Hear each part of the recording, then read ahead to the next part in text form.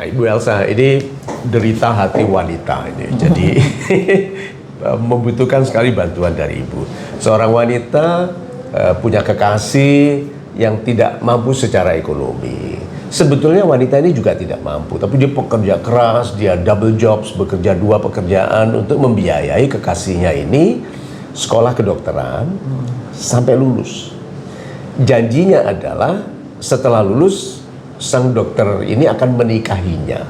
Karena sebagai mahasiswa kedokteran tidak sempat bekerja untuk membiayai kuliahnya, tapi kekasihnya ini yang bekerja keras membayar biayanya semua. Nah, setelah kuliahnya selesai dan lulus jadi dokter, sang kekasih menikah dengan wanita lain. Apa hak-hak hukumnya, atau bagaimana dia bisa terlindungi, atau bagaimana dia bisa mencari keadilan dalam hal ini?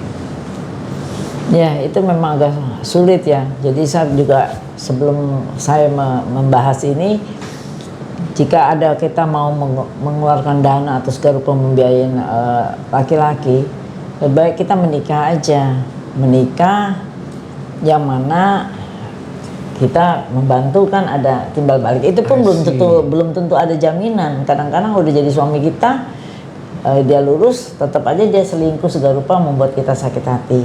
Jadi memang perempuan Indonesia memang sangat baik ya. Dia harus kuat mental. Nah, untuk kasus ini saya bisa sampaikan bahwa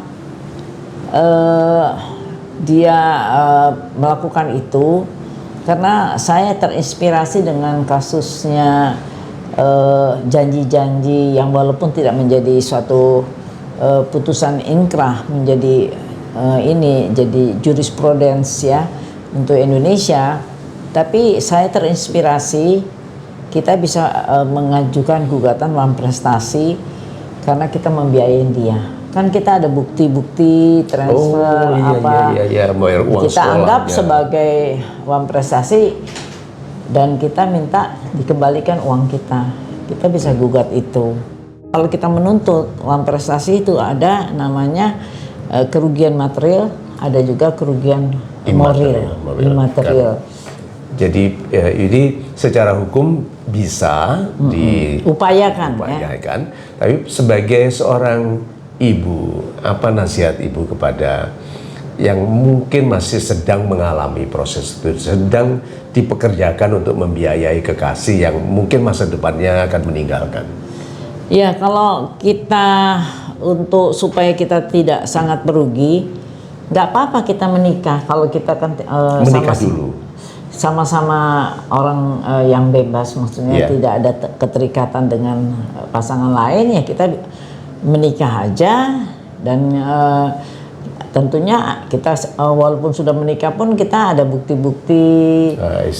Kalau memang supaya jangan dibebankan beban ada nanti punya anak segala rupa, kan kita bisa ini keluarga berencana. Kita rencanakan nanti setelah selesai ada penghasilan cukup baru kita bisa memiliki anak.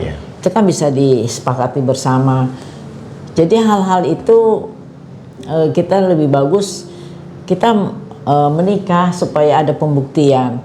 Dan juga pengeluaran biaya itu sebagai perempuan mulai dicatat diam-diam lah. Bukti ini jangan sampai hopeless sama sekali.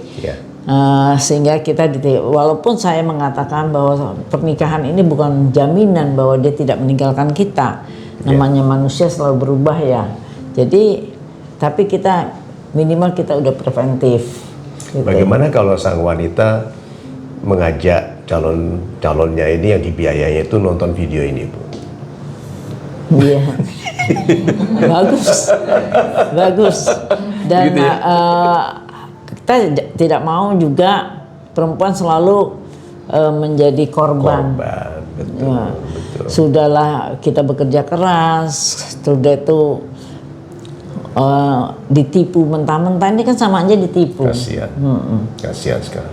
Apalagi dia bukan orang kaya ya. Orang kaya aja digituin sakit hati. Apalagi yang bekerja keras. Iya, apalagi yang bekerja keras. Harapan dia kan nanti jadi dokter, nantinya kan bisa bisa lebih mampu dan bisa mengayomi dia, harapannya udah setinggi langit, itu langsung kayak terhempas dari langit turun ke lantai. Sadis itu. Itu pembunuhan diam-diam itu.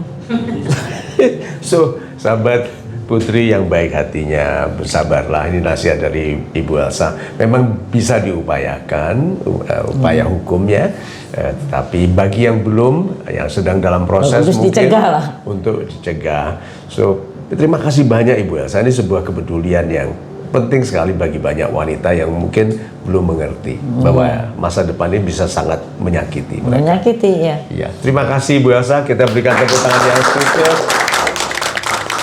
sekali.